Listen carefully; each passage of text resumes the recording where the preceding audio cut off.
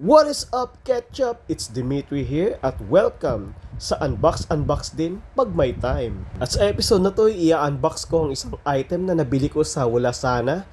Nakaka-deliver lang ng Lalamove. So, wag na natin patagalin pa mga guys. Simulan na natin ang pag-unbox. Alright. Oh my goodness! Ang ganda ng item. Sulit na sulit. Oh, mukha talaga siyang tuta. Tuta na may mahabang nguso. Ang ganda ng detail sheet. Gago, ang ganda.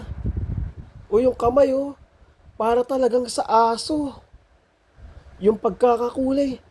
Ang ganda ng paint job. Uy, yung nguso ang haba. Para talagang sa aso. Shit.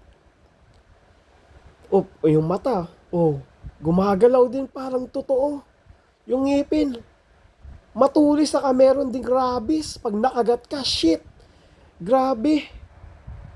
Sulit na sulit yung bili ko dito. Sa kamen, yung bigat niya, solid oh. Gawa to sa ano eh. Sa bato. At sa tela, saka recycled na plastic. Pero tignan nyo naman, grabe. Ganda ng details. Anyway guys, nabili ko to for 300 pesos. So, sa mga gustong bumili, baka bumili na kayo kagad, baka maubusan pa kayo. Anyway, ibabalik ko na siya sa box at baka manakaw pa eh. Yun lang naman guys. Salamat sa panunod ah. Sige, makakalis ka na. Bye!